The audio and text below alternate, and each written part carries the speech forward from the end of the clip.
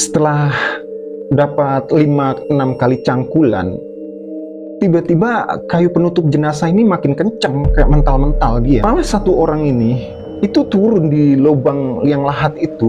Pada akhirnya yang terjadi, semua orang ini loncat ketakutan. Mereka lari menjauh dari kuburannya almarhum.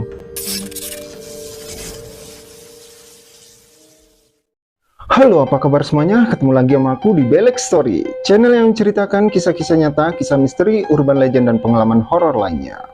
Sebelumnya aku ucapin terima kasih karena kalian udah klik video ini. Selamat menunaikan ibadah puasa buat kalian yang menjalankannya ya. Di kesempatan kali ini aku akan menceritakan sebuah kisah nyata seorang bapak yang hidup lagi ketika beliau dinyatakan udah meninggal, mati suri. Oke, nggak usah berlama-lama lagi, mari kita mulai ceritanya.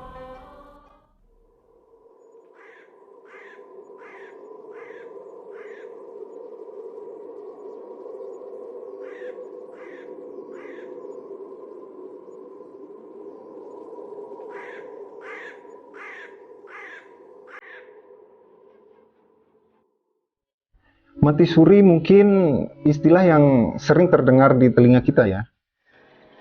Menurut KBBI, Kamus Besar Bahasa Indonesia, mati suri ini adalah tampaknya mati tetapi sebenarnya ini tidak. Di dalam dunia medis, mati suri bisa dipahami sebagai dua hal. Yang pertama, Lazarus Syndrome. Lazarus Syndrome mengacu pada sirkulasi darah yang kembali secara spontan setelah jantung berhenti berdetak dan tidak berdetak lagi setelah dilakukan CPR atau resusitasi kardiopulmoner. Singkatnya, Lazarus Syndrome adalah kembalinya aktivitas jantung secara tiba-tiba yang terjadi setelah seseorang dinyatakan meninggal. Yang kedua, Near Death Experience, NDE. Kondisi NDE atau mati suri ini merupakan fenomena yang membuat seseorang berada di dalam kondisi koma, sulit bernafas, atau bahkan sangat lemas, sehingga sekilas seperti udah meninggal. Namun ketika kondisinya membaik, orang tersebut akan kembali bisa bernafas, bergerak, tersadar diri dari koma, dan detak jantungnya kembali kuat. Ini yang kerap dianggap pengalaman mati suri. Meskipun fenomena ini jarang terjadi, tapi pernah dialami langsung oleh seorang bapak di salah satu kota di Jawa Timur.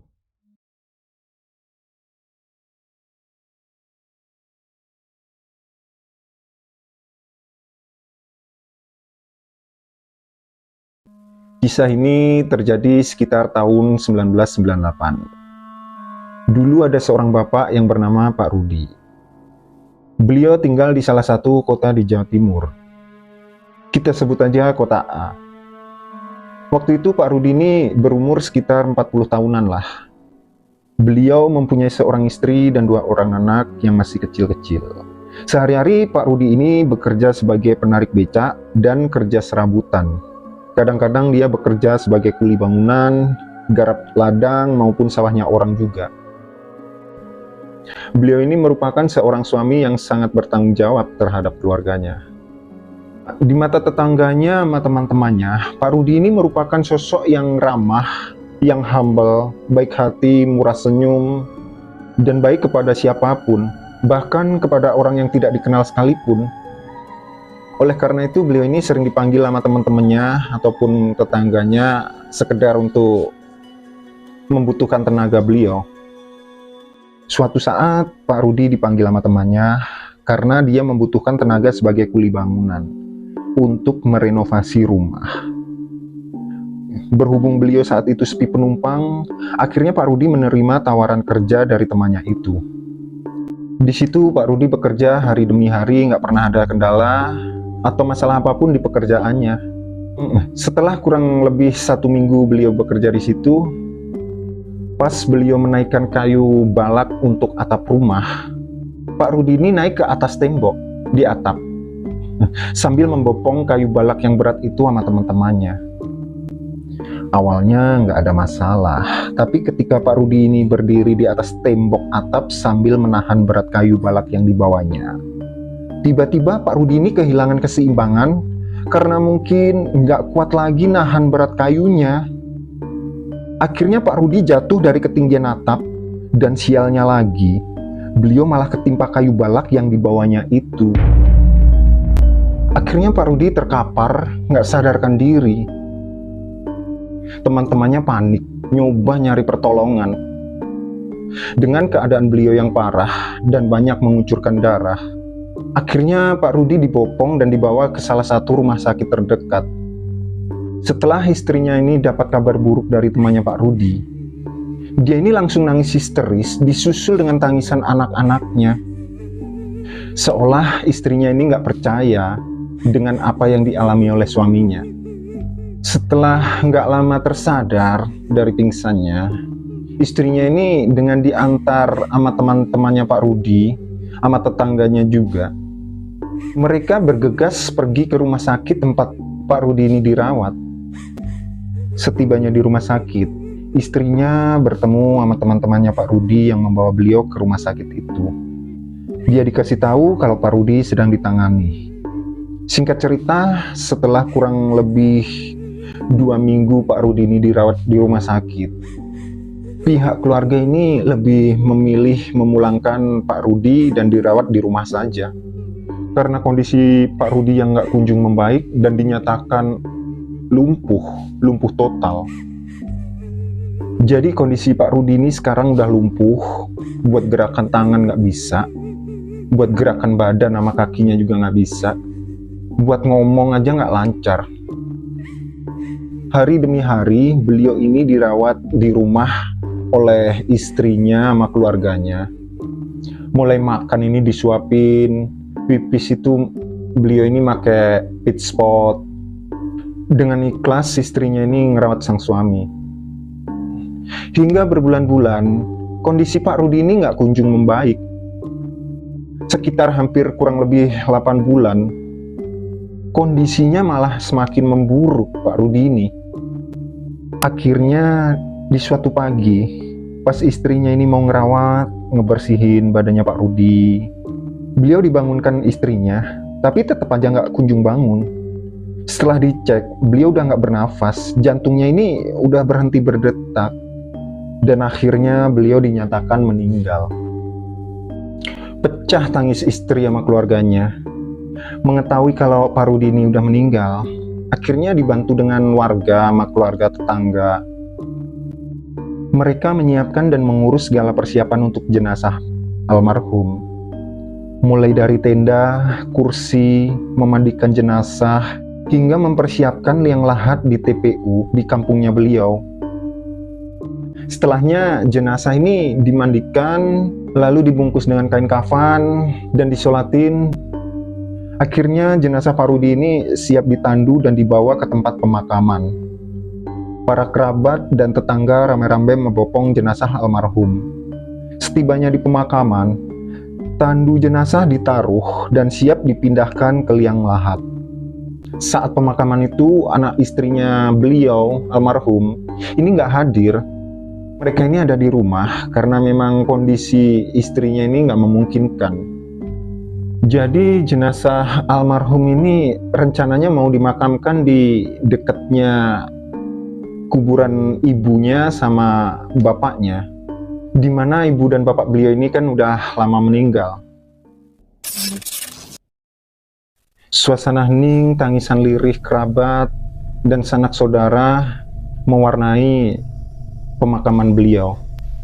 Seakan mereka ini nggak percaya apa yang dialami oleh almarhum. Pak Rudi yang mereka kenal itu sebagai sosok orang yang sangat baik, malah meninggal dengan cara yang seperti itu. 3 orang akhirnya turun di liang lahat yang sudah siap membopong jenazah untuk ditaruh di dasar kubur. Akhirnya jenazah almarhum diletakkan di tempat peristirahatan terakhir. Selepas jenazah sudah berada di posisinya, setelah itu jenazah almarhum ini ditutup sama kayu penutup jenazah. Setelah selesai, akhirnya 4 orang dengan menggunakan cangkul menimbun jenazah beliau sedikit demi sedikit. Di saat kayu penutup jenazah itu udah tertimbun sekitar 30 cm-an, seolah-olah kayu penutup ini kayak goyang-goyang gitu. Dan 4 orang yang nimbun ini nggak sadar kalau kayu penutup jenazah ini goyang-goyang. Dilanjutinlah akhirnya nimbun. Setelah dapat 5-6 kali cangkulan, tiba-tiba kayu penutup jenazah ini makin kencang, kayak mental-mental dia. Dan di situ orang yang nimbun ini tadi masih aja belum sadar. Malah satu orang ini itu turun di lubang yang lahat itu di situ. Dia itu malah nginjek kayu yang gerak-gerak itu tadi. Dan terus dia itu nimbun pakai cangkul. Pada akhirnya yang terjadi, semua orang ini loncat ketakutan. Mereka lari menjauh dari kuburannya almarhum. Setelah mereka mendengar suara teriakan Pak Rudi dari dalam tanah. Dan disusul dengan kayu penutup jenazah itu yang terbuka. Para pelayat ini ngerasa ngeri, ngerasa takut, seolah nggak percaya apa yang mereka lihat. Mereka kabur dalam keadaan Pak Rudi yang masih mengenakan kain kafan. Masih keadaan dipocong. Beliau ini berdiri dengan keadaan lemas. Di sini nih malah cuma tersisa satu orang di pemakaman beliau. Ada seorang janda yang di situ itu. Dia nggak ada ngerasa takut sama sekali. Bahkan akhirnya beliau ini, Pak Rudi ini, ditarik ke atas sama janda itu, dibantu naik ke atas sampai posisinya ini berada di atas kuburannya. Beberapa orang pelayat ini terperanjak, cuma bisa terperanjak dari kejauhan, cuma ngeliatin dengan rasa takut dan seolah ini nggak percaya apa yang mereka lihat. Mereka ini nggak berani deket. Akhirnya 2-3 orang berani nolong Pak Rudi. Mereka bantuin Pak Rudi.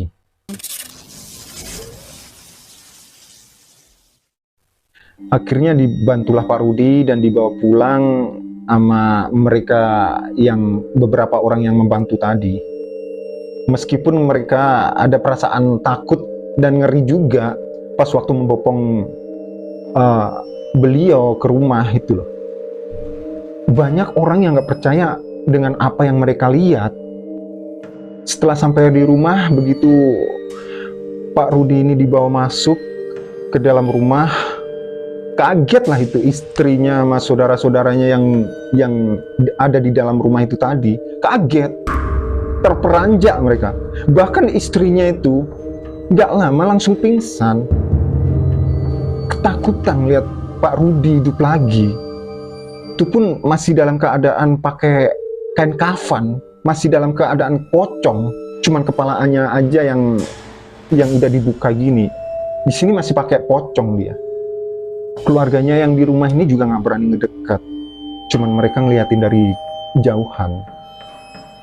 Terus pas istrinya ini bangun siuman dari pingsannya, dia itu kayak terperanjak, kayak bengong sambil ngeliatin Pak Rudi gini aja, diliatin aja. Ketakutan dia. Pak Rudi ini dibersihin, terus diganti pakaiannya sama sanak saudaranya. Nggak lama setelah dibersihkan, Pak Rudi ini bangun. Dia posisinya duduk. Akhirnya Pak Rudi bisa duduk. Di situ beliau ngerasa lapar. Beliau ini langsung minta makan ke istrinya, bilang ke istrinya. Lalu dengan perasaan takut, istrinya ini mengambilkan makanan di dapur. 1 bakul nasi, terus sama lauk pauknya yang ditaruh di kayak nampan gitu. Akhirnya Pak Rudi disuapin makan sama saudaranya.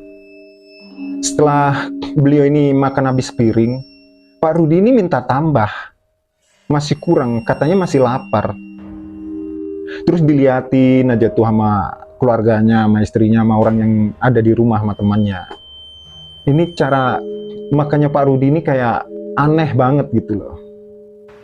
Kayak orang rakus, kayak orang kelaparan yang belum makan 3 hari. Kalian tahu nggak? Nasi 1 bakul sama lauk pauknya itu habis, nggak bersisa dimakan Pak Rudi. Pokoknya kayak orang kelaparan dia. Selesai makan, akhirnya Pak Rudi ini dipindahin ke kamar.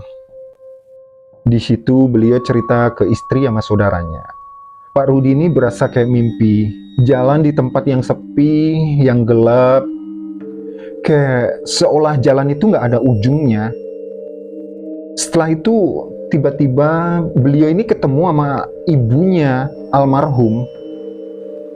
Pak Rudi ini nanya ke ibunya, "Loh mak, iki sampean toh? Sampean lapo neng kene? Iki neng ndi mak?"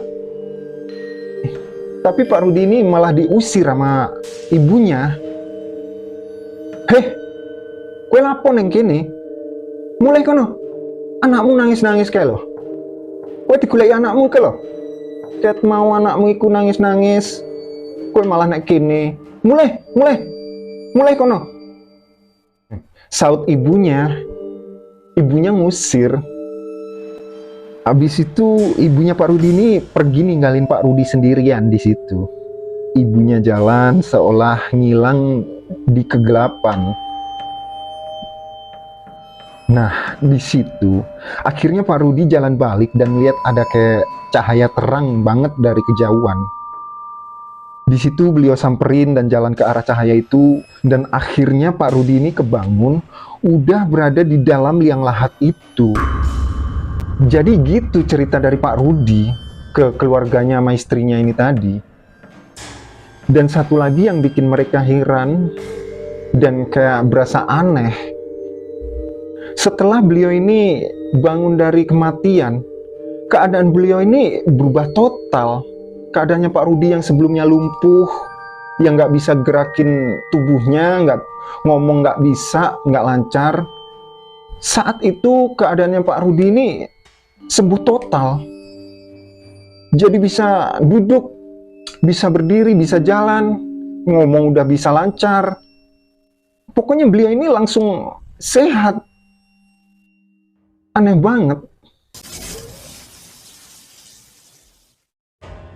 Singkat cerita, setelah kejadian itu semua, akhirnya malamnya ini di rumah beliau mengadakan selamatan, syukuran. Hari-hari kembali dijalanin beliau. Setelah 1 minggu dari kejadian itu, Pak Rudi kembali bekerja dengan penuh hati-hati karena beliau juga trauma dengan pengalaman buruk yang pernah menimpanya. Lama-lama akhirnya istri sama para tetangga ini udah nggak takut lagi sama Pak Rudi. Bahkan setiap ketemu beliau di jalan gitu, para tetangganya ini malah nyuruh mampir. "Pak Rudi mampir sini nih. Sini Pak Rudi, ngopi." Terus mereka ini kayak malah pengen denger cerita dari Pak Rudi, cerita pengalaman mati suri itu tadi. Setelah kurang lebih 1 tahun dari kejadian itu, akhirnya beliau ini merantau di salah satu kota di Jawa Timur juga. Kita sebut aja Kota K. Beliau bekerja di kota itu dan akhirnya menetap di sana bersama dengan anak istrinya juga. Terus sekitar pada tahun 2020 kemarin, Pak Rudi ini menderita sakit di rumah. Dan akhirnya beliau dinyatakan meninggal. Di situ beliau akhirnya meninggal dan sampai sekarang udah nggak bangun-bangun lagi. Memang udah benar-benar meninggal. Kita ikut doakan aja, semoga amal ibadah dan segala kebaikan beliau diterima di sisi Allah Subhanahu wa Ta'ala. Dan untuk anak istri yang ditinggalkannya, semoga mereka selalu diberi kesehatan dan dilimpahkan segala rezeki mereka. Amin ya Rabbal Alamin.